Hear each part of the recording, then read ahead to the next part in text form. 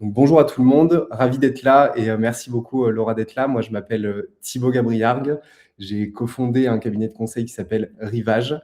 Et donc, je suis accompagné de toi, Laura, qui travaille, qui est chef d'unité entreprise et biodiversité au sein de l'Office français de la biodiversité, au sein de l'OFB. Ça fait quelques temps qu'on échange ensemble. Aujourd'hui, on est très heureux de t'accueillir pour ce nouveau format de webinaire qu'on a l'habitude d'organiser pour celles et ceux qui ont l'habitude de nous suivre.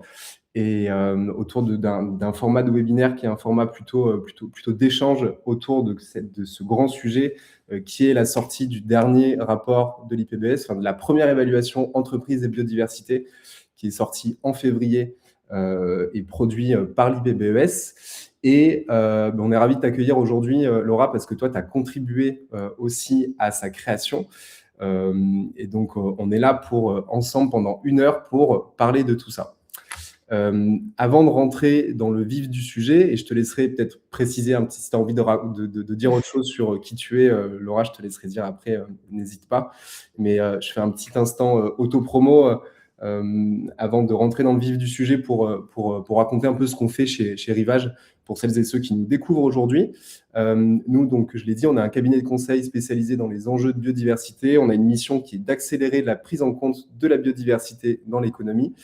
Et pour ça, ce qu'on fait, c'est qu'on accompagne les entreprises autour de 3 grands axes. On a développé pas mal d'outils pédagogiques et de sensibilisation pour aider les entreprises à comprendre leur lien d'impact et de dépendance avec les écosystèmes et à comprendre en quoi la biodiversité peut constituer un levier stratégique pour leur entreprise. Ensuite, on va accompagner les entreprises dans leur démarche biodiversité, de la mesure au plan d'action, en passant par la valorisation. Et ensuite, on va accompagner sur tous les autres enjeux RSE et comment est-ce qu'on va faire du lien entre les autres enjeux RSE et les nouvelles politiques biodiversité qui vont être mises en place. Voilà pour le petit moment auto-promo. Alors aujourd'hui, on va être 1 heure ensemble et donc on va voir tout un tas de choses.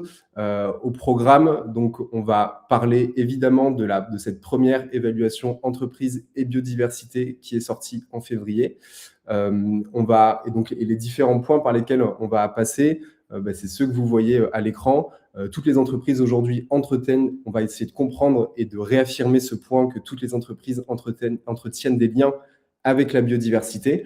On va approcher 2 gros sujets aussi qui sont soulevés, qui ne sont pas nouveaux, mais qui sont bien remis en avant dans le rapport, qui est le sujet de la dépendance à la nature, qui reste un angle relativement mis à l'écart pour beaucoup d'entreprises aujourd'hui. Et on va reparler du volet risque et du volet risque systémique et opportunité pour les entreprises à prendre en compte les enjeux de biodiversité dans leur modèle d'affaires. Et ensuite, on clôturera par... on va essayer d'être assez concret tout au long de l'échange, mais du coup, on clôturera l'échange par une partie solution, c'est-à-dire si vous êtes une entreprise aujourd'hui, qu'est-ce que vous pouvez faire pour vous approprier ce rapport et aussi pour commencer à avancer sur les sujets de biodiversité si vous êtes au début de votre démarche.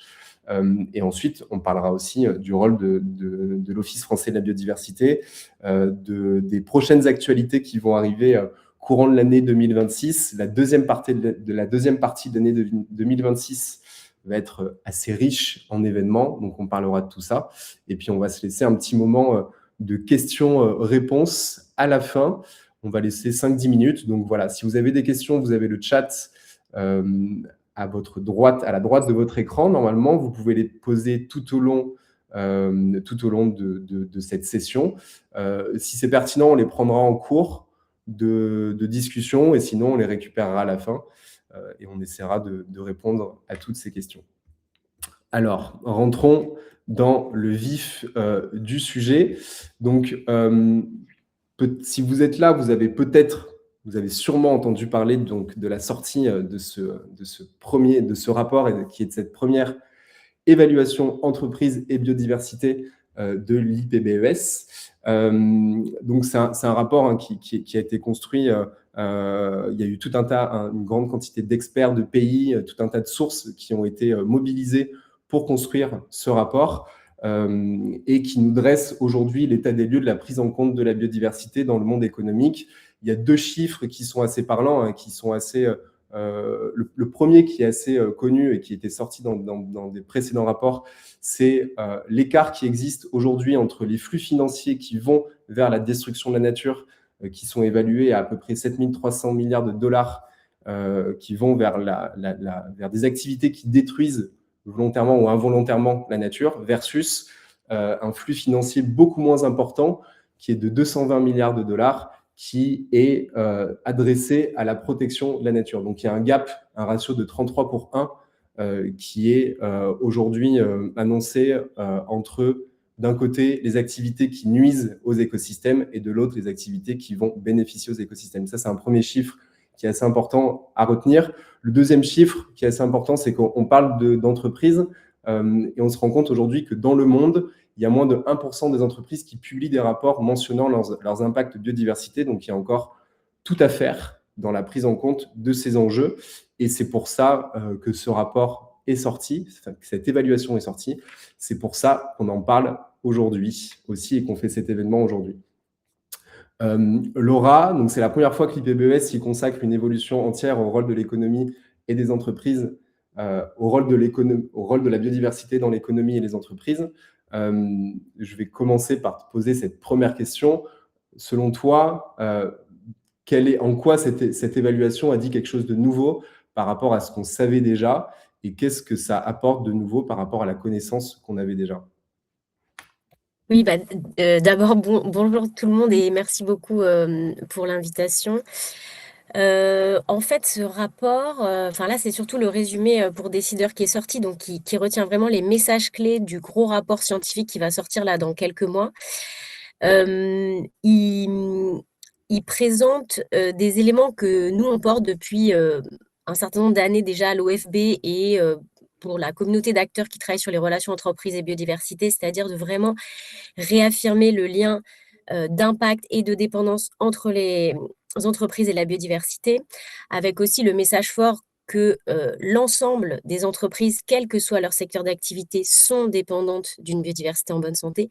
Ça, c'est des choses qu'on savait déjà, mais qui viennent être consolidées, légitimées par 80 scientifiques de plus de 35 pays, 150 gouvernements qui valident le rapport et adoptent les messages clés.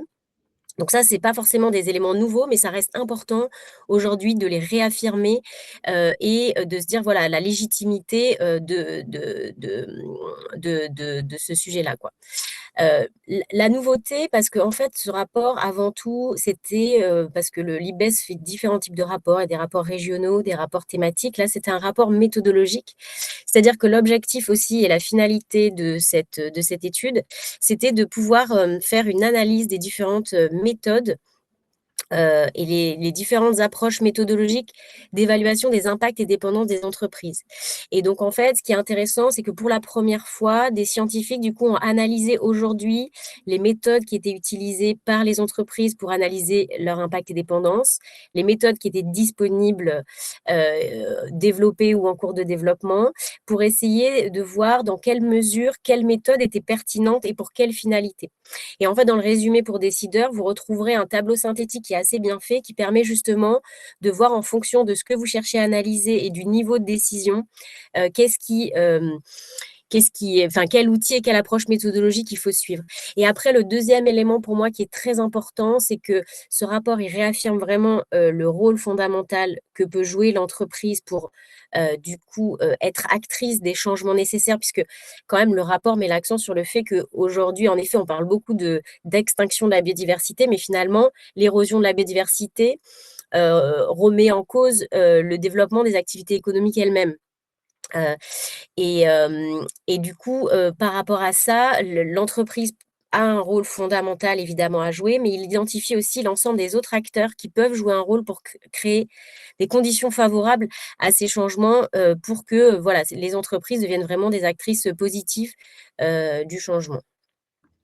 Et par rapport à ça, justement, il est évoqué dans ce document qu'aujourd'hui, le concept, l'environnement, il n'est pas forcément favorable à l'avancée des entreprises dans la mise en place de stratégies de biodiversité, de politiques biodiversité. Ça peut être, on en a parlé pendant qu'on préparait cet échange, ça peut être il y a un risque à ce que cet argument rentre dans une réflexion où les entreprises se disent ah ben en fait l'environnement il n'est pas favorable à avancer sur ces questions-là, donc c'est pas à moi d'avancer. Voilà, comment est-ce qu'on fait pour prendre ça en compte et pour quand même convaincre les entreprises qu'elles font partie de ce système à transformer aussi et qu'elles doivent avancer malgré tout. Oui, en effet, c'est vrai il faut bien faire attention par rapport aux messages qui en ressortent sur ce sujet de l'environnement favorable. Le rapport ne met pas du tout à l'extérieur, finalement, les entreprises, à l'extérieur des acteurs qui peuvent créer les conditions de cet environnement favorable. En fait, ce que le rapport met en avant, c'est le fait que déjà, les entreprises peuvent mettre en place d'ores et déjà des actions à l'échelle individuelle, mais face aux défis qu'on doit relever, en fait, il y a des actions, et il encourage d'ailleurs les actions collectives et collaboratives et qui nécessiteront aussi la mobilisation d'autres parties prenantes que sont du coup à la fois les acteurs financiers, les acteurs de la société civile et évidemment les acteurs publics, mais ce ne sont pas uniquement à ces acteurs-là de créer un environnement favorable pour permettre ensuite aux entreprises, du coup, de pouvoir mettre en place des actions, mais bien la mise en mouvement de l'ensemble de ces acteurs qui va permettre ça, sachant qu'on sait que, du coup, même dans les actions que l'entreprise peut individuellement mettre en œuvre, ça peut aussi avoir un effet levier sur les autres acteurs et sur les conditions de cet environnement favorable. Mais c'est vrai qu'il met l'action sur cette nécessité d'une action, enfin voilà, d'avancer par des mesures et des leviers qui sont à la portée de plusieurs acteurs, évidemment les entreprises, mais aussi d'autres acteurs. Mais l'un n'a pas à attendre l'autre finalement pour avancer. Il ne faudrait pas que le message qu'on en tire ensuite, ce soit de dire ben, chacun attend finalement que l'autre bouge. Non, on doit agir dès aujourd'hui, collectivement. Des actions individuelles pour les entreprises sont d'ores et déjà mentionnées parce que c'est vrai que je ne l'ai pas dit, mais vu que le thème de cette évaluation, c'est vraiment les entreprises, habituellement, on est sur des rapports qui vont être sur des sujets très écologiques. Ils ont voulu quand même faire en sorte que dans les messages clés qui en ressortent, d'être assez opérationnel en fait et d'identifier des leviers d'action ou des mesures qui peuvent être du coup mises en place. Mais peut-être qu'on y reviendra après, mais dans le résumé pour décideurs, déjà, il y a à peu près 25 leviers d'action individuels que les entreprises peuvent se saisir et il y a à peu près une centaine aussi de leviers d'action qui peuvent être pris par type, qui sont du coup catégorisés par type d'acteurs, les acteurs que je vous ai énoncés tout à l'heure. Donc, il y a cette vocation quand même aussi opérationnelle du rapport, c'est important de le souligner. Et qui montre que du coup, les entreprises peuvent, elles ont des choses concrètes pour avancer et c'est un peu ce qui peut manquer, ce qu'il a pu manquer jusqu'à présent aujourd'hui pour les entreprises, c'était que la biodiversité pouvait sembler être un sujet éloigné et du coup pas savoir par où commencer. Et quand on livre des exemples et quand on montre, on verra qu'il y a d'autres étapes avant de passer à l'action et de s'inspirer d'autres entreprises, mais quand on montre ce que d'autres font, ça aide aussi à passer à l'action, quoi. Donc, complètement. Ok. Parfait. Merci pour ces premiers éléments de réponse. Je crois que tu en as parlé un tout petit peu. Alors, hop. Alors, j'arrive pas. Si, c'est bon. Pardon. Je crois que tu en as parlé un tout petit peu de ce schéma. Je vais agrandir l'écran pour que vous puissiez le voir.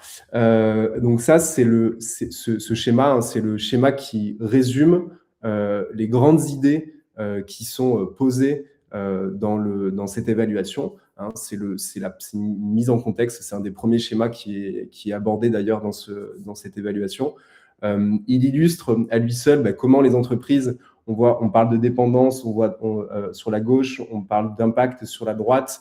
Donc, il illustre ces liens que les entreprises entretiennent avec les écosystèmes entre les impacts et les dépendances à travers leurs actions qu'on voit au milieu, donc sur leur site, sur leur chaîne de valeur. Il illustre aussi le contexte sociétal dans lequel les entreprises doivent agir, quels sont les acteurs de la société qui rentrent en relation entre l'entreprise, les écosystèmes et les autres acteurs de la société et les différentes méthodes pour commencer à avancer. Pour moi, il est assez parlant, ce schéma-là, puisque aussi, d'une certaine manière, il illustre assez bien la manière dont l'entreprise, quel que soit son secteur d'activité, elle va être liée aux écosystèmes parce que chacun de ces aspects qu'on a évoqués entretient un lien avec le vivant.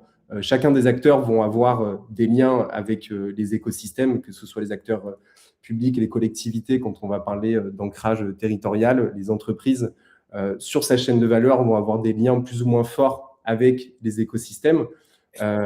Pour les entreprises qui vont aller puiser directement des ressources dans le monde vivant, par exemple.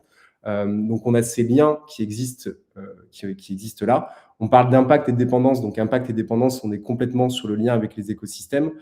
Et on parle de l'environnement sociétal aussi, qui va jouer son rôle dans le lien avec les écosystèmes aussi, parce que dans l'environnement sociétal, on voit, on parle d'économie, on parle de valeurs, on parle de politique, de légal, tout ça, la législation, les valeurs, etc., peuvent avoir aussi des liens avec les écosystèmes. Donc on voit, pour moi, je trouve que aussi, au-delà de faire un très bon résumé du rapport, c'est un très bon exemple pour montrer en quoi l'entreprise elle va être elle va être liée aux écosystèmes à travers tout un tas d'axes, quoi.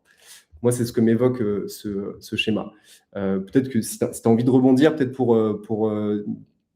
si tu as envie de partager, toi, ce que ce schéma pourrait t'évoquer, si tu as envie de compléter peut-être la définition que j'en ai donnée. Oui, oui, bah en plus, enfin, je trouve ça, vous verrez dans le résumé pour décideurs, il y a un certain nombre de schémas et nous, on a en tout cas la délégation française beaucoup travaillé justement sur la réalisation des schémas parce que c'est souvent ce qui reste aussi après des rapports. Alors c'est vrai que lui, il est assez dense, ce schéma. Enfin, globalement, les schémas sont assez denses, mais on parle quand même de résumé, de synthèse et d'extraire un peu l'essentiel de centaines de pages, de chapitres d'un rapport scientifique. Donc vous nous excuserez pour le fait que ça reste quand même assez chargé, mais je trouve que celui-là, il est quand même assez clair. C'est vraiment l'overview du rapport, c'est-à-dire que c'était l'idée de, dans un seul schéma, mettre un peu les éléments principaux issus de ce rapport. Donc vous voyez, comme je vous le disais, que l'avancée principale de ce rapport, c'était quand même le sujet de l'analyse des méthodologies qui existaient pour analyser les impacts et dépendances. Et c'est pour ça que vous voyez en haut le méthode pour informer, parce que quand même, le rapport de l'IBES rappelle l'enjeu clé d'évaluer les impacts et dépendances, qui est souvent un sujet qui revient enfin, et notamment nous là de la part des entreprises de dire oui mais ok mais j'utilise quel outil en fait, est-ce qu'il y a le bilan carbone de la biodiversité, ah ben il n'y a pas le bilan carbone de la biodiversité donc comment je fais, etc. Donc vraiment un peu pour craquer ce sujet de bon bah je j'ai pas de moyen d'évaluer mes impacts et dépendances donc comment je peux agir, donc là vraiment de se dire bah en fait il existe des méthodes, elles peuvent être utilisées, enfin, et différentes approches méthodologiques qui ont une pertinence en fonction du niveau de décision et de la finalité de ce qu'on cherche du coup à évaluer, à mesurer. Ces méthodes-là, elles permettent d'informer la prise de décision où l'entreprise, du coup, est au centre, mais doit agir à une échelle plus large. Donc, vous voyez le cercle violet un peu plus clair. Et comme tu le disais, c'est-à-dire portfolio, chaîne de valeur, au niveau des opérations. On pense souvent à la biodiversité au niveau des opérations, mais c'est bien à ces 4 niveaux de décision qu'on peut agir par rapport à la biodiversité pour s'inscrire après dans un environnement, dans un contexte dans lequel évolue l'entreprise qui doit aussi s'aligner pour permettre finalement ce qu'on pourrait imaginer, ces cercles qui roulent de manière positive pour avoir un impact positif sur la biodiversité. Et on voit les différentes catégories du coup de l'enabling environment, donc de ces conditions favorables qui relèvent de différents champs, des valeurs et des normes, comme tu l'as dit, de la technologie et des données, de tout ce qui est monté en compétences et connaissances, et évidemment des cadres aussi politiques et réglementaires, mais aussi des systèmes économiques et financiers. Et en dessous, on retrouve du coup les différents acteurs qui peuvent se mobiliser pour justement contribuer aussi et avec les entreprises à cet environnement favorable, en rappelant, du coup, on voit les flèches sur les côtés, ce message principal, mais que nous, on connaissait déjà, mais qui est rappelé et vraiment soutenu dans le rapport, que l'ensemble des entreprises ont des impacts et des dépendances. Et sur ce lien, du coup, entre les entreprises et la biodiversité, ce qu'il faut vraiment se rendre compte, c'est que nécessairement, si on ne fait pas évoluer les choses et si on ne fait pas des changements un peu profonds, en fait, ça ne va pas fonctionner. On ne peut pas avoir des activités économiques qui dépendent autant de la biodiversité et qui contribuent autant à son érosion, quoi. C'est forcément un cercle vicieux, donc il y a la nécessité en fait de renverser un peu ce cercle pour essayer d'aller derrière, dégager des opportunités, etc. Mmh. Voilà, mais je pense qu'on en parlera aussi tout à l'heure, donc je vais peut-être sur ce sujet-là pas trop. Ouais, bah, je pense que étendre les ouais. ça peut faire un très bon tremplin, avec les deux autres gros sujets que j'avais envie d'aborder et qui sont les 2 grands messages, qui sont portés, dans l'évaluation, aujourd'hui. Le premier, c'est justement le volet dépendance. Tu as parlé du coup et enfin, tu as commencé à en parler. Heu Peut-être pour illustrer, bon, c'est un chiffre qui commence à être très connu, hein, si vous bossez dans la biodiversité, mais je trouve qui est très, très parlant aujourd'hui, c'est le chiffre qui est sorti en décembre 2024 par la Banque centrale européenne, qui fait état Mmh. de que 72% des entreprises de la zone euro dépendent de manière critique des services écosystémiques. Donc, quand on le voit là, c'est assez parlant. Aujourd'hui, on fait aussi face si on s'adresse à des entreprises qui vont pas aller puiser des ressources dans le monde vivant, elles peuvent considérer qu'elles n'ont pas ce lien avec la biodiversité et que du coup, elles n'ont pas forcément à s'en occuper. Pour autant, sur leur chaîne de valeur, elles vont avoir cette dépendance qui va être assez forte. Euh, Pourquoi? Donc ça c'est un axe qui est assez mis, enfin qui est encore plus mis en avant aujourd'hui dans l'évaluation. Pourquoi, selon toi, est-ce qu'elle est... Alors, déjà, comment est-ce qu'on peut aider à faire comprendre cette notion de dépendance aux entreprises? Là, on voit dans l'illustration, c'est les 3 grandes catégories donc, de ce qu'on appelle les services écosystémiques. Donc, c'est les services qui sont rendus par les écosystèmes aux activités humaines. Donc, on a les services d'approvisionnement, donc c'est tout ce qui est tangible. Comment est-ce qu'on va aller puiser des ressources dans la nature? On a les services culturels, donc c'est comment est-ce qu'on va aller s'inspirer du monde de la nature pour des activités humaines, comment est-ce que la biodiversité et la nature va nous apporter des éléments pour notre bien-être personnel, par exemple. Et ensuite, on a tout le volet services de soutien et de régulation, qui sont un peu les fondations des autres services et qui vont permettre au reste du vivant de fonctionner. Tous ces services-là, ils permettent aux entreprises aujourd'hui de fonctionner de manière plus ou moins forte. En revanche, on a un peu du mal aujourd'hui à matérialiser cette dépendance et à faire comprendre aux entreprises que elles sont extrêmement dépendantes de ces écosystèmes. Comment est-ce qu'on peut aider justement à faire accélérer cette compréhension de cette notion selon toi? Ouais, alors c'est vrai que le sujet des dépendances, c'est un sujet à la fois clé et un peu complexe. C'est vrai que dans l'analyse qui a été faite par l'IBES, il y a un élément qui ressort, c'est que finalement, ils se sont rendus compte dans l'analyse de ce qui était publié aussi par les entreprises et des méthodes qui étaient utilisées que finalement, il y avait beaucoup plus de travaux qui étaient faits ou d'analyses de la part des entreprises sur leurs impacts que sur la matérialisation de leur dépendance.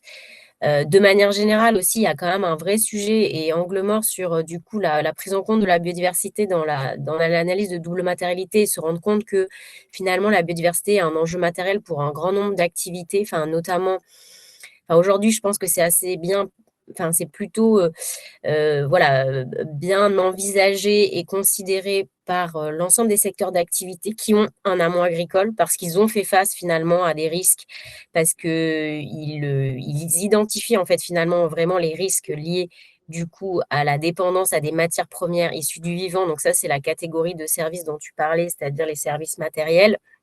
Voilà, le risque de rupture de chaîne d'approvisionnement, etc.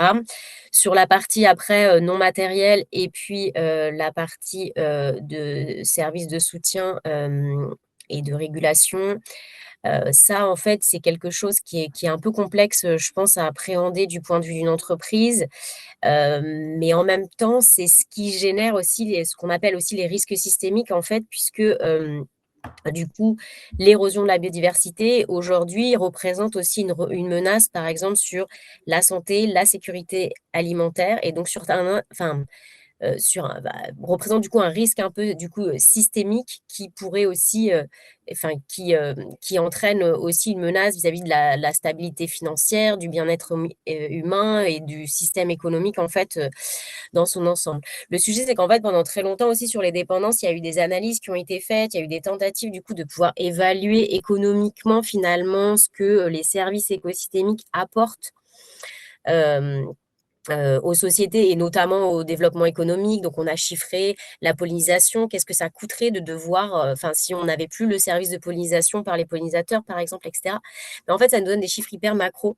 Et du coup, c'est très compliqué pour une entreprise qui, du coup, est installée dans le territoire, etc., de comprendre de quelle façon, en fait, comment économiquement ça va l'impacter, etc. Et finalement, voilà, ouais, ces données sont quand même toujours un petit peu macro et on a du mal du coup à les matérialiser après. Et peut-être on en parlera tout à l'heure, mais aujourd'hui justement cette première phase nous qu'on qu'on suggère d'un point de vue méthodologique aux entreprises qui veulent démarrer une démarche biodiversité d'analyse des dépendances, impacts, risques et opportunités, elle permet vraiment de comprendre ça. C'est-à-dire que en fait aujourd'hui pour une entreprise faire une analyse d'IRO, donc dépendance, impact, risque, opportunité vis-à-vis de la biodiversité, ça lui permet vraiment de comprendre des enjeux qu'elle n'avait pas forcément en tête, de dépendance finalement au fonctionnement du vivant et de voir comment elle peut les adresser pour augmenter sa résilience pour la suite, euh, etc. Et je pense que c'est le meilleur moyen aujourd'hui. Et la difficulté aussi, c'est qu'en fait, en fonction de votre activité, de là où vous vous approvisionnez en matières premières, etc., on a du mal à, de manière générique, donner des risques avec des données très, très concrètes qui vont concerner toutes les entreprises. Ça va être vraiment propre, en fait, à chaque activité et notamment et principalement à vos chaînes d'approvisionnement. Voilà. Et en effet, pour certaines activités, le lien va être plus direct. Et je pense que pour les entreprises et l'activité dont les liens sont plus directs, j'ai l'impression que l'enjeu biodiversité, ça y est, il commence à être bien considéré comme un enjeu. Ce qui est plus compliqué, c'est quand le lien est plus indirect, mais il n'en reste pas moins matériel. Du coup, de pouvoir un petit peu remonter la chaîne pour comprendre le lien qu'a mon activité à la biodiversité. Et tu citais le chiffre de la BCE, mais je citerai aussi un chiffre du coup, qui est aussi macro, mais enfin pas un chiffre, mais le forum de Davos a quand même identifié encore une fois la biodiversité comme troisième risque pour l'économie mondiale à 10 ans. Donc pareil, ça paraît être assez macro, mais ça veut dire qu'il y a quand même de plus en plus une prise de conscience réelle de l'enjeu que ça va représenter dans les prochaines années. Et quand même, le rapport de l'IBES dit noir sur blanc que, désolé, après on va passer à des choses plus positives, mais que du coup la perte de biodiversité représente l'une des menaces les plus graves qui pèsent pour les entreprises aujourd'hui et pour la société. Et du coup, ces déséquilibres, voilà, pourront être à l'origine de risques systémiques dont je parlais tout à l'heure, qui vont impacter en fait l'ensemble de la société dans son fonctionnement et donc le développement des activités économiques aussi. Mais on va peut-être passer après à des choses un peu plus positives, mais bon, ça fait partie du cadre et c'est bien le dilemme sur le sujet de la biodiversité, que c'est pas un sujet uniquement de réduire ses impacts pour un bien-être global, c'est aussi assurer la résilience de son modèle économique et la poursuite demain de ses activités, quoi. Et on va le voir justement dans la partie opportunité, c'est comment est-ce qu'on transforme cette compréhension de ces dépendances aussi en opportunité. Mais peut-être pour compléter aussi, je me permets d'ajouter quelques éléments de précision. Et en plus, peut-être que ça peut aider par rapport à la question de Gérald dans le chat. Tu parlais du coup de la mesure des dépendances aujourd'hui. C'est vrai que ce qui peut être aussi compliqué, c'est que les outils aujourd'hui qui sont utilisés en open source, comme la base de données Encore, par exemple, qui permet de mesurer les impacts et les dépendances sur la base de données sectorielles, donc qui ne sont pas localisées, mais sur la base de données sectorielles, donne une évaluation pas du tout, qui est qualitative de la dépendance des activités aux écosystèmes. C'est-à-dire qu'on va mesurer sa dépendance sur la base d'une information faible, moyenne, forte, très forte, et donc il n'y a pas de données quantifiées. Ceci étant dit, ça n'empêche pas, en fait, la mesure des dépendances de manière qualitative très faible, moyenne, très forte, enfin, le niveau de granularité dans la sémantique comme celle-ci, n'empêche pas d'utiliser ces bases de données et ces outils pour derrière évaluer et construire une vision assez macro des enjeux d'une entreprise qui vont permettre derrière, une fois qu'on a fait cette évaluation assez macro des différentes activités qui existent sur notre chaîne de valeur, on va pouvoir identifier ce qui est le plus important pour nous. Et tu parlais de l'agroalimentaire, par exemple, ou même tous les secteurs d'activité qui ont un lien direct avec les écosystèmes. Cette analyse macro, elle est nécessaire pour identifier les grands enjeux. Et après, il y aura toujours besoin d'aller sur le terrain et de construire des transformations et des analyses terrain aussi sur des parcelles spécifiques, sur des projets pilotes spécifiques. Et du coup, ça va être vraiment cette complémentarité qui va permettre aussi aux entreprises de passer à l'action. À la fois la vision macro au début qui permet de flécher les priorités et ensuite de rentrer beaucoup plus dans le détail et dans le concret en se rendant aussi sur le terrain. Moi, je trouve que cette double vision peut permettre aussi de sortir aussi du côté un peu trop conceptuel aussi de la dépendance d'une activité aux écosystèmes, quoi. Et peut-être pour ajouter un mot, parce que c'est vrai qu'on donne souvent et là c'est ce que j'ai fait, enfin la dépendance à des matières premières agricoles ou issues du vivant. Mais typiquement, si on prend par l'entrée de l'eau, il y a beaucoup d'activités qui, sans dépendre sans avoir besoin dans leur chaîne d'approvisionnement de ressources agricoles, par exemple, ont une dépendance, ont besoin pour leur activité d'une eau en qualité, en quantité suffisante, par exemple. Aujourd'hui, en fait, c'est vraiment le fonctionnement des écosystèmes et notamment le sol et d'avoir du coup un sol de qualité qui va garantir en fait la filtration de l'eau par les sols pour avoir après de l'eau en qualité suffisante, par exemple, ou on peut avoir aussi le même sujet par rapport à la quantité. Et en fait, quand on regarde le sujet dépendance à la qualité ou à une quantité d'eau dans l'activité, en fait, ça élargit beaucoup plus le champ des secteurs finalement qui sont dépendants du fonctionnement des écosystèmes. Parce qu'en fait, aujourd'hui, on a un peu perdu le lien, mais c'est une petite parenthèse, mais on a un peu perdu le lien entre finalement les ressources dont on a besoin, ce dont on se sert finalement et qu'on considère comme des ressources, et qu'est-ce qui a permis que cette ressource, elle soit disponible et mise à disposition. Et là, l'idée, c'est de se dire, OK, en fait, là, il faut que je travaille à préserver les conditions de ce qui me permet d'avoir cette ressource, etc. Et c'est dans ce sens-là qu'on a travaillé, enfin, qu'il y a eu des travaux aussi sur l'évaluation économique des services écosystémiques, c'est se dire, OK, bon, la qualité d'eau, il y a le sol qui le fait. Je peux aussi prendre une usine et finalement traiter mon eau et récupérer de l'eau, et après, moi, je m'occupe de faire en sorte qu'elle soit à la qualité qu'il faut. Bon, le coût va pas être le même, en fait, entre le sol qui fait ce travail-là et moi, du coup, qui dois avoir mes prélèvements en eau et derrière envisager différents traitements. Et par rapport aux outils, je pense qu'on en parlera un peu tout à l'heure, mais on vous donnera quelques billes aussi, oui, d'outils ou de dispositifs disponibles qui vous permet du coup de faire ces analyses, ces analyses-là d'impact dépendance. On a commencé à en parler, donc le volet risque et opportunité, c'est le deuxième grand message qui est porté aujourd'hui dans cette évaluation. Il y a le sujet du risque systémique qui est évalué qui est mis en avant. Avant, on parlait beaucoup de risque physique, de risque de transition. Maintenant, il y a l'aspect risque systémique qui est abordé. Je te laisserai en parler. Du coup, j'ai plein de questions par rapport à ça, mais c'est assez nouveau aussi que le rapport parle d'opportunités. Et qu'est-ce que ça veut dire concrètement aujourd'hui pour une entreprise qui doit convaincre sa direction? Comment est-ce qu'elle peut s'emparer de ce sujet? Est-ce qu'il vaut mieux qu'elle parle de risque? Est-ce qu'il vaut mieux qu'elle parle d'opportunités? Est-ce que parler d'opportunités, ça permet de rendre le sujet plus stratégique ou stratégique d'une autre manière dans l'entreprise, en termes de développement produit, par exemple, en termes de développement d'un nouveau modèle d'affaires?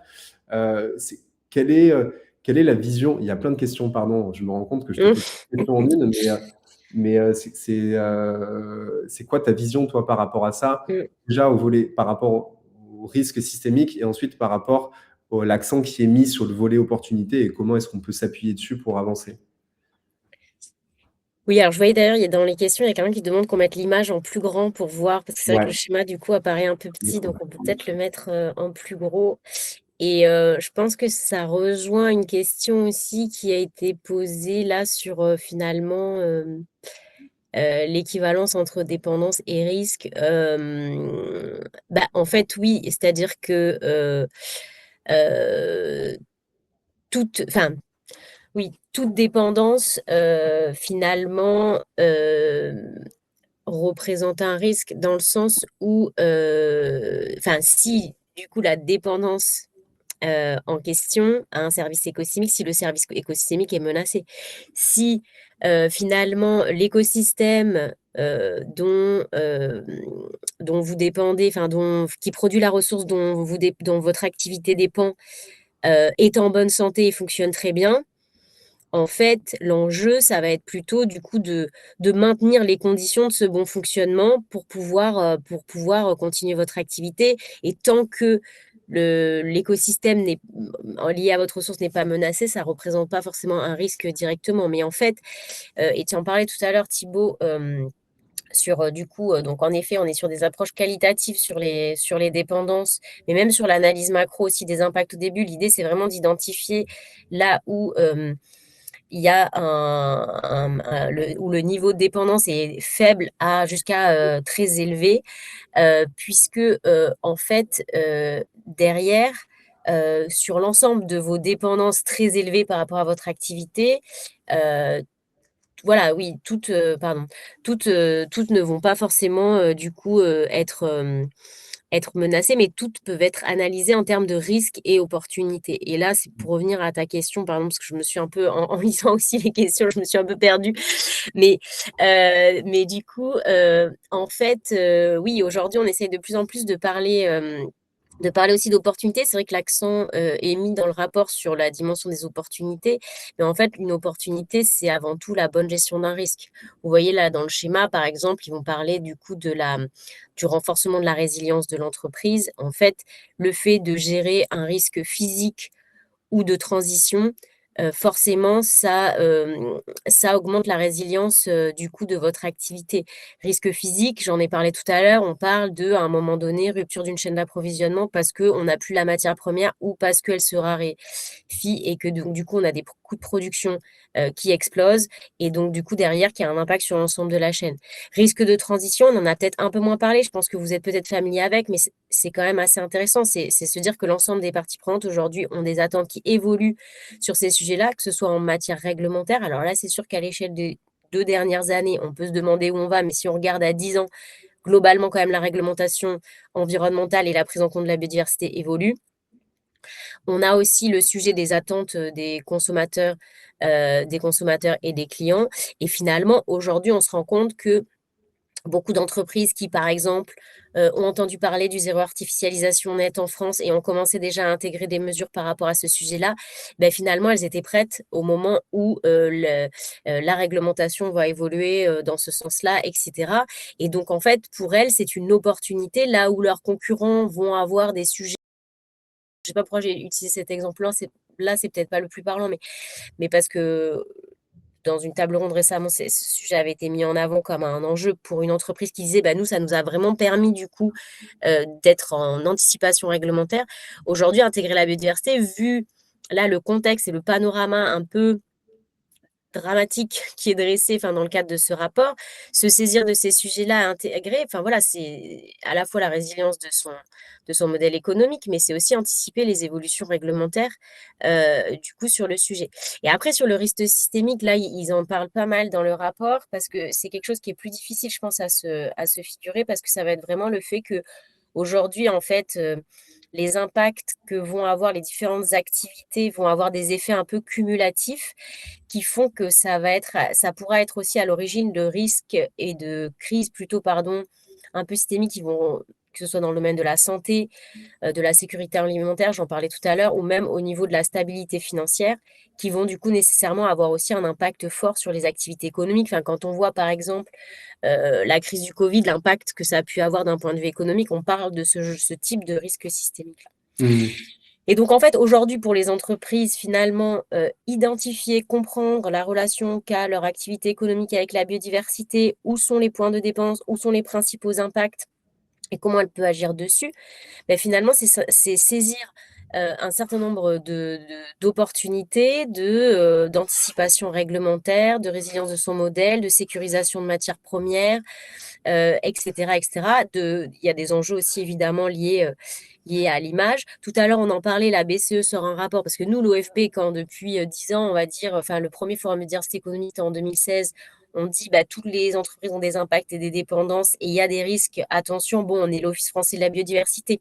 Mais là, quand la Banque centrale européenne dit attention, 72% des entreprises de la zone euro font face à des risques, bon, c'est des acteurs financiers et institutionnels, enfin des acteurs financiers qui le disent. Aujourd'hui, les acteurs de la finance se rendent de plus en plus compte de l'enjeu et donc ont des critères et vont avoir des exigences de plus en plus élevées sur du coup l'anticipation et la gestion par les entreprises qu'elles financent de ce risque-là lié au fonctionnement des écosystèmes et à la biodiversité. Donc aujourd'hui, intégrer, comprendre ces risques-là et s'adapter, même en termes de derrière, du coup, accès à des financements, etc., ça va devenir un enjeu quand même assez fondamental. Mmh. Et sur ces institutions financières, j'ai pas le chiffre exact, mais je crois que c'est la Banque de France aussi qui a Oui. posé que c'est près de 40 ou 50% des encours financiers qui sont à risque euh, par rapport à l'érosion de la biodiversité. Donc ça vient appuyer ce propos-là. Oui, tout à fait. Ok. Il y a l'heure qui tourne. On va avancer sur la partie peut-être un peu plus solution. Par où commencer? C'est ce qu'essaye de mettre. Alors là, vous n'y voyez déjà pas grand-chose dans les graphiques que j'avais mis. Désolé, là, de toute façon, je vous renverrai le lien de l'évaluation si vous ne l'avez pas consulté. Donc, tous ces graphiques-là, ils sont disponibles dans cette évaluation. Du coup, ce que l'évaluation met en avant aussi, c'est la partie solution et comment est-ce que les entreprises peuvent avancer. On a abordé ça aussi, nous, pendant notre préparation. Aujourd'hui, il y a un peu une direction qui est recommandée pour avancer dans la construction de sa stratégie biodiversité, de sa démarche biodiversité. Toi, ce serait quoi les principaux conseils ou la principale direction que tu donnerais à une entreprise, disons plutôt PME, qui n'a pas encore avancé sur sa stratégie biodiversité et par quoi elle devrait commencer pour être efficace dans la priorisation de ces enjeux? Oui, alors c'est assez rare hein, quand même, je le souligne encore, d'avoir des éléments aussi opérationnels dans un rapport comme ça de l'IBES. On l'a peut-être pas dit en fait au démarrage, mais l'IBES, c'est l'équivalent du GIEC pour la biodiversité. On n'a pas dit oui. Et donc après, une fois qu'on a dit ça, quand vous allez lire ce qui est un peu dur à lire là, vous allez dire oui, mais bon, ça reste que quand même des leviers d'action un petit peu macro, mais ça reste quand même assez opérationnel pour des recommandations finalement issues de documents scientifiques comme cela. C'est plutôt, on va dire, des catégories d'action, mais je trouve que ça, c'est quand même assez inspirant sur au moins bah, par quoi commencer. Déjà, un premier point, c'est de regarder la colonne de gauche. Je trouve que c'est important et je le redis. Mais bon, c'est pour que vous gardiez aussi certains messages importants, mais euh, intégrer, enfin voilà, agir sur la biodiversité, c'est pas uniquement agir au niveau de ses sites et de ses opérations. Il y a vraiment, ah pardon, il y a vraiment il y a vraiment différentes échelles, pardon, différentes échelles d'action possibles et notamment, enfin, j'insiste sur la dimension d'agir à l'échelle de la chaîne de valeur parce que finalement, dans tout ce qu'on analyse, nous, enfin, des analyses de double matérialité, c'est souvent en fait l'amont où on va retrouver le plus d'impact et de dépendance au niveau des activités.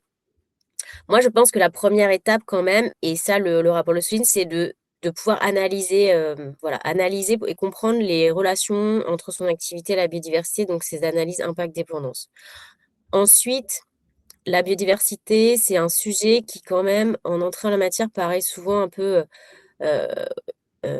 complexe et donc travailler sur peut-être au démarrage, au niveau des opérations du site, sur une action qui va permettre de mobiliser en interne les collaborateurs. Je trouve que c'est important et c'est intéressant. Alors c'est vrai que du point de vue de l'écologie, parfois ça peut paraître un peu anecdotique, mais à un moment donné, en fait, on a besoin aussi que dans l'entreprise, il y ait un collectif d'acteurs qui comprennent et qui soient motivés, intéressés, parce qu'on sait que les sujets environnementaux sont des sujets qui touchent individuellement les gens, mais les gens, enfin les gens, nous tous, on n'est pas toujours au fait de de dissocier en fait ce que je peux faire voilà chez moi, je vais avoir un potager, je vais acheter bio, je vais etc. Mais finalement en fait mon entreprise, mon activité, tous les jours je me lève pour aller travailler quelque part et je peux en fait aussi avoir un rôle au sein de mon travail et de faire le lien en fait entre l'engagement environnemental et les actions qui peuvent être menées dans l'entreprise. Donc ça peut être en démarrage aussi assez intéressant de travailler avec les collaborateurs, identifier ceux qui sont prêts aussi à faire avancer les sujets.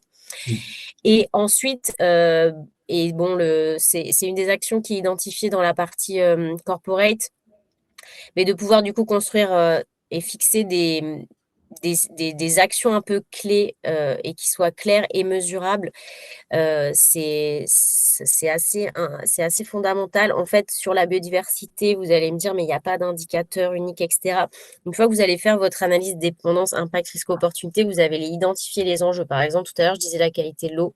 Donc, l'action sur laquelle vous allez agir après sera sur du coup la qualité de l'eau par exemple. Vous trouverez un indicateur associé à cet enjeu qui vous permettra de suivre dans le temps les actions que vous allez mettre en place et vous fixer des objectifs. Et je pense que voilà, mobiliser un collectif qui va suivre, piloter l'action et donc les collaborateurs, il faut savoir que c'est des projets très fédérateurs en entreprise, c'est vraiment le retour qu'on a sur la biodiversité, au service d'un plan d'action qui comporte des objectifs qui sont smart et donc qui sont mesurables et pilotables. Ça me semble aussi derrière fondamental. Le sujet de la chaîne de valeur, ça peut être aussi une entrée en la matière, c'est-à-dire en fait analyser et screener un peu les fournisseurs pour voir les pratiques. Mais ça, pareil, ça nécessite avant d'avoir un peu compris où sont les principaux enjeux impact dépendance pour du coup intégrer des critères biodiversité dans les cahiers des charges auprès de vos fournisseurs. Ça peut être un travail aussi intéressant parce que souvent, l'enjeu biodiversité, on va le travailler en fait avec un peu l'ensemble des parties prenantes, que ce soit interne ou externe, et notamment avec sa chaîne de valeur, qui peut avoir un effet levier du coup après assez intéressant au plan plus global. Voilà, et après, l'aval est aussi un sujet, hein, il est tout à fait possible. Enfin, il y a beaucoup d'entreprises des services qui viennent nous voir en disant, mais moi, en fait, finalement, je suis dans un bureau à la Défense, dans des tours qui sont déjà construites, je vois pas trop le lien, je fais du service intellectuel, je vois pas trop le lien entre mon activité et la biodiversité, qu'est-ce que je peux faire? Ben si, en fait, c'est-à-dire qu'aujourd'hui, vous offrez des services qui, du coup, auprès de vos clients, vont peut-être avoir un impact sur l'environnement. Et en fait, vous pouvez voir pour intégrer justement dans vos offres de services, des offres de services plus biodiversity friendly, pour que, du coup, derrière, vous ayez un impact sur l'aval de votre chaîne de valeur, donc sur vos clients. Et en plus, ça vous permet aussi de vous positionner sur des nouveaux marchés, sur des choses qui sont assez porteuses, aussi recherchées, qui peuvent être plus valorisées. Voilà, bon là, tu peux me couper quand je parle. Ouais, non, mais il y a plein de. Je C'est dis très bien. plein de choses, désolée. C'est bien, mais je te rejoins complètement sur ça. Et sur la partie aval aussi, ce que je trouve intéressant, c'est au-delà même de créer des offres de services dédiés biodiversité, c'est à travers les messages qui vont être véhiculés aussi auprès de ses clients et dans les territoires, quoi. Et donc la partie plutôt communication et sensibilisation de ces parties prenantes est aussi hyper importante, quoi. Et pour revenir sur la partie amont, la partie fournisseur, et pour rebondir sur un point que tu donnais sur la partie indicateur où c'est dur de trouver des choses tangibles, etc. Je refais le point par rapport à ce qu'on se disait tout à l'heure. La vision macro, l'analyse macro permet de dessiner les grands enjeux, mais ensuite, quand on va aller identifier qu'on a telle typologie de fournisseurs, telle typologie d'activité qui, dans les grandes données sectorielles, vont avoir le plus d'impact, on va se concentrer sur ça. Et du coup, ça va être plus facile de se dire, bah, si j'ai un fournisseur qui me fournit du bois, par exemple, une action concrète de biodiversité et un critère concret de biodiversité, ça va être sur le volume de bois dont je vais aller me fournir sur une gestion durable de forêt, par exemple. Ben ça, en fait, ce sont des indicateurs et des critères qui sont concrets et qui rendent l'action concrète. Donc, en fait, c'est toujours intéressant de se dire, on a la vision macro qui donne des grands chiffres, et ensuite on rentre dans le détail en travaillant sur des indicateurs spécifiques par enjeu qu'on a identifié. Donc, ouais. Il y a tout un tas de questions qui se sont posées. Ouais, il y a une question sur les... Mais les gens répondent aux questions aussi en live, donc c'est pas dans le chat, mais Non.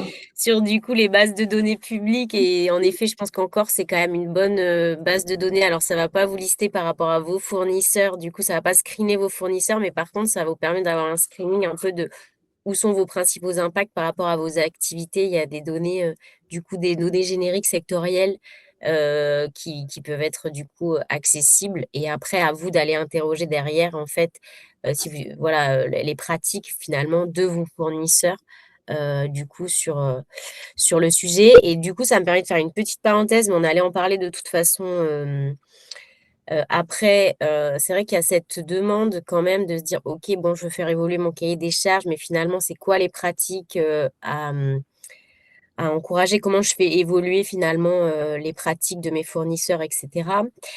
Nous, dans le cadre du développement de la méthodologie Acte Biodiversité, qui en fait, peut-être certains d'entre vous connaissent Acte Climat, donc on décline cette méthode. Il y a Acte Climat, Acte Adaptation, du coup, à la biodiversité, sur tout le volet pratique de production et amont, pratique amont. On a développé, et notamment pour 4 grands secteurs d'activité pour l'instant, des matrices de maturité des pratiques.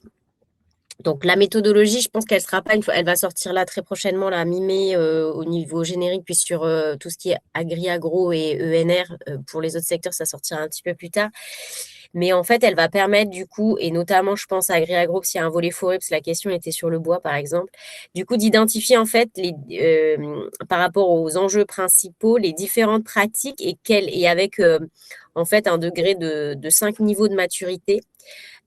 Du coup, qui vont permettre aussi, je pense, à des entreprises qui souhaitent du coup faire évoluer les pratiques de leurs fournisseurs, de se baser un peu là-dessus pour se situer où elles en sont, elles, pardon, sur ces pratiques-là, et sur quoi il faudrait agir, et vers quoi embarquer du coup derrière ces fournisseurs. En tout cas, ça va créer un peu de référentiel là-dessus, dont les bureaux d'études qui accompagnent vont se saisir, les associations et un peu l'ensemble de l'écosystème, puisque ces matrices de maturité des pratiques, on les a réalisées sur la base de toute la bibliographie aujourd'hui disponible et les différents experts qu'on a sollicités avec l'ADEME pour réaliser ça.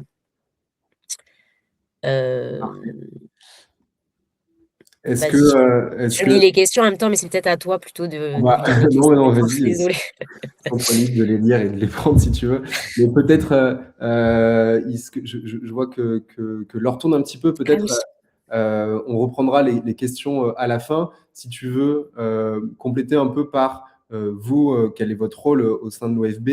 Tu as parlé d'Acte Biodiversité, mais vous avez le programme aussi Entreprises engagées pour la nature qui permet aux entreprises de commencer à s'engager sur des démarches biodiversité, si tu veux en parler, et si tu veux parler aussi des 2 événements qui vont arriver au second semestre, la COP17 en Arménie et le Forum Biodiversité et Économie qui a lieu en octobre en France, à Paris. Oui, donc pour accompagner justement les entreprises dans leur démarche biodiversité, l'OFB porte depuis fin 2019 le programme Entreprises engagées pour la nature. On vous passera, je pense, les liens après, Thibaut, pour que vous puissiez consulter le programme. L'idée, à retenir, c'est que ça s'adresse à toutes les entreprises, quelle que soit leur taille, leur secteur d'activité. Évidemment, c'est gratuit. En fait, ce que ça va vous apporter, c'est un peu différentes étapes méthodologiques pour construire votre démarche biodiversité et vous aider à structurer un plan d'action robuste. Vous adhérez au programme en signant une charte d'engagement collectif. Après, vous disposez d'1 an pour déposer votre démarche qui va être analysée et puis validée. chacun démarre à son niveau. Donc, ça peut être vraiment première étape comme une entreprise qui a déjà un peu de maturité sur le sujet et qui veut faire le pas supplémentaire. Et en fait, tous les 2 ans, vous nous faites un rapport de suivi de la mise en œuvre de vos actions et vous bénéficiez de recommandations pour la poursuite des actions. Et puis, vous intégrez une communauté, on vous fournit, il y a des webinaires qui sont organisés, un certain nombre de ressources, etc. Donc, ça permet vraiment d'aider une entreprise qui souhaite structurer sa démarche biodiversité et avoir une reconnaissance derrière associée à la démarche qu'elle a mise en œuvre. Un mot très rapide. Avec BPI France, on a mis en place depuis un peu plus d'1 an maintenant le DIAC Biodiversité qui vous permet du coup d'être accompagné par un expert pendant 10 jours sur cette analyse dépendance, impact, risque, opportunité, mais aussi jusqu'à la construction d'un plan d'action conforme au référentiel du programme Entreprises engagées pour la nature. C'est pris en charge en partie par l'OFB à 50% pour les PME, à 30% pour les petites ETI. Donc, je vous invite à aller regarder aussi, parce que ça peut être une première étape très intéressante pour démarrer aussi une démarche biodiversité. Acte, j'en ai parlé rapidement, donc je ne reviens pas dessus. Cette année se tiendra la COP 17 biodiversité, parce que oui, COP, en fait, ça veut dire Convention of the Parties. Donc, en fait, l'ensemble des conventions des COP, il n'y a pas que les COP climat. Et il n'y a pas que la convention climat, il y a celle sur la biodiversité et sur la désertification aussi des sols. D'ailleurs, celle sur la désertification des sols aura lieu en août aussi. Et donc, la COP 17, là, le sujet, ça va être sur la base du cadre mondial biodiversité qui a été adopté, de faire un état de l'avancement, puisque c'est un cadre mondial à 2030, l'état des lieux un peu de où on en est sur la mise en œuvre des différentes cibles du coup de ce cadre mondial.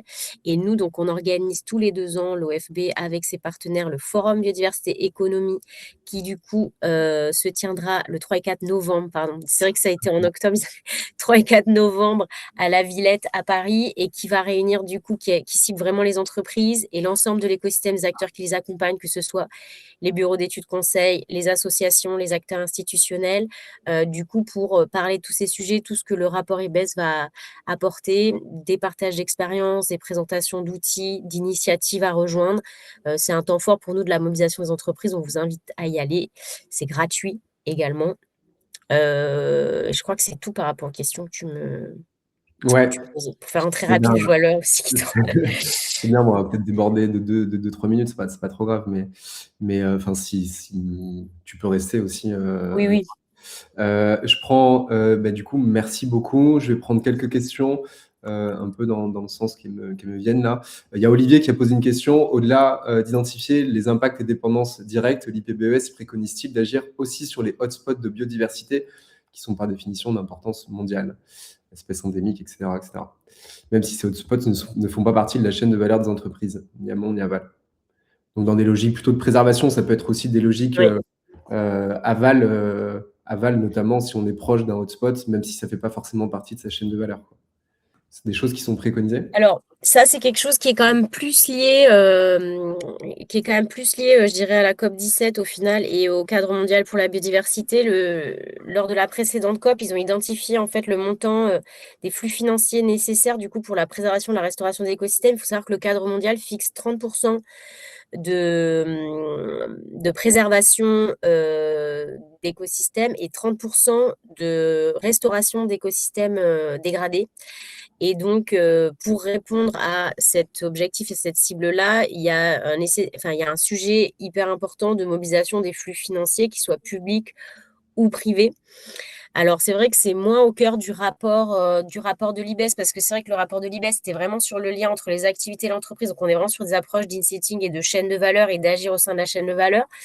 Mais typiquement, je fais écho, là, il y a quelques temps, le MEDEF a sorti un rapport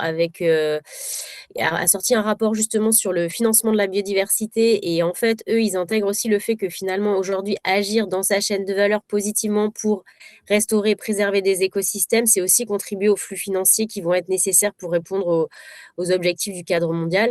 Là, aujourd'hui, en termes, parce qu'il y avait des sujets réglementation, là, j'ai vu aussi dans le chat, mais il y a le règlement restauration qui a été adopté à l'échelle européenne l'an dernier ou en 2024, mais bon voilà, qui est en train d'être retranscrit là en droit français avec le plan restauration, qui va du coup fixer les écosystèmes, les hotspots sur les territoires français, donc métropole, ultramarins à préserver. Et du coup, il y aura un vrai sujet de mobilisation des flux financiers, que ce soit à l'échelle des territoires, mais même aussi au niveau plus international pour financer du coup la préservation et la restauration de ces écosystèmes. Après, ça, c'est un sujet quand même à part entière, mais voilà. Donc, je voulais rebondir parce que il y avait un sujet à un moment donné là dans le chat, j'ai vu rapidement parce qu'après il y avait d'autres questions qui venaient, mais sur la réglementation.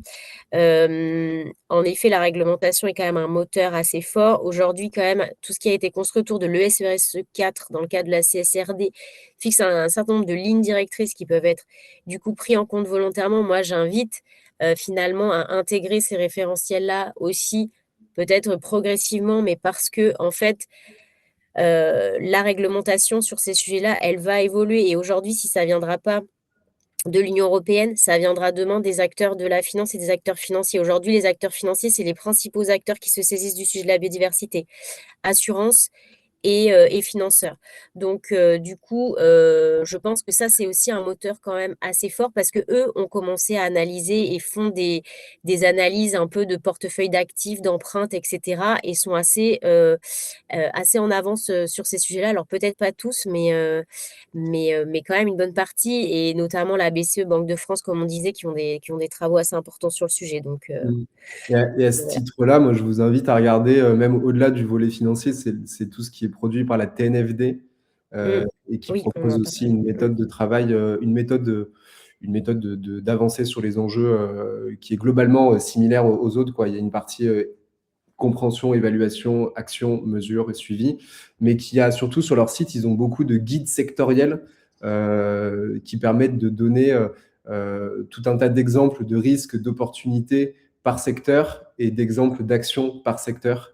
Donc voilà, donc c'est des documents qui sont à vocation internationale, mais ça donne des bonnes idées de quels sont les grands enjeux par secteur. Mm.